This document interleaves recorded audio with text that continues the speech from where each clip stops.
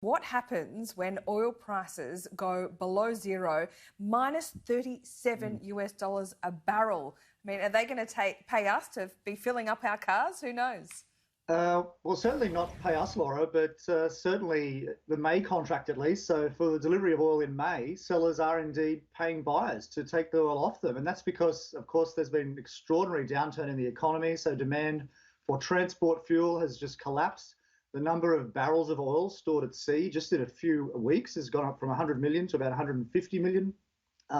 There's just not the transport infrastructure to store all of this unused oil. So that's why we're seeing this extraordinary negative price for May. It's worth noting that the June and the July prices are positive, so people are kind of assuming that the economy bounces back reasonably by the end of the year. But you're quite right. This is just unprecedented to have a negative oil price. And what does it say about where the global economy is at the moment?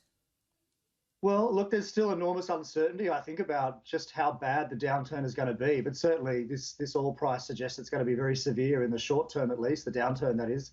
But there's some cautious optimism of a bounce back later in the year. I think the flow of data on the virus is slowly looking a little more positive than we thought it might have been a month ago. And so I think you're starting to see a little bit more optimism. But that said, that's only relative to a month ago. I still think the outlook is very bad. Just on the low oil price, this could be an opportunity for Australia maybe to rebuild some of its oil stocks. We've long been criticised by global bodies for not having much oil in reserve. So perhaps this could be an opportunity for us.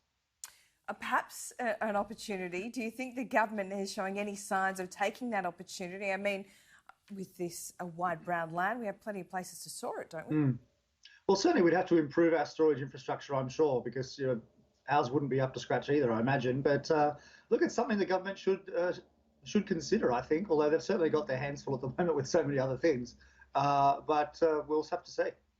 We will. Now, another casualty of COVID-19 is, of course, Virgin Australia.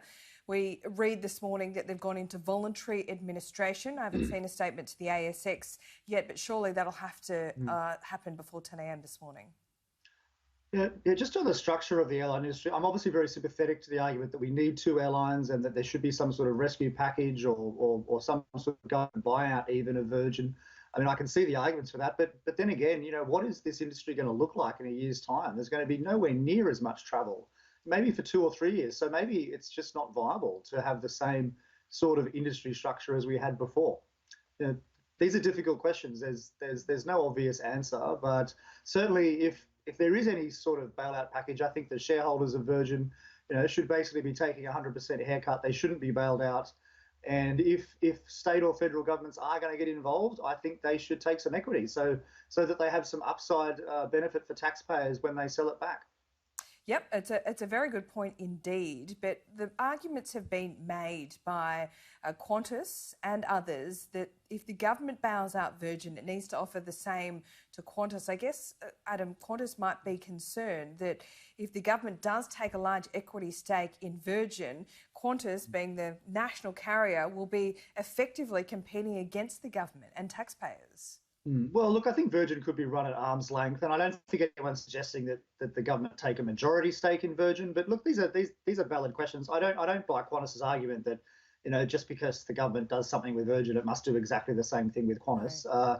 I mean, Qantas is being subsidised now as well, and indeed, I think Qantas should be very careful what it wishes for. I mean, if it's just Qantas left, then you could well expect the flight prices to be regulated by government. That's what I was just about to ask that. Yeah, that's right. And I think Qantas and the hardheads at Qantas do want to see Virgin survive in some capacity. Do you think a government, particularly a Conservative Morrison government, would go down the road of regulating prices if Qantas was the last man standing?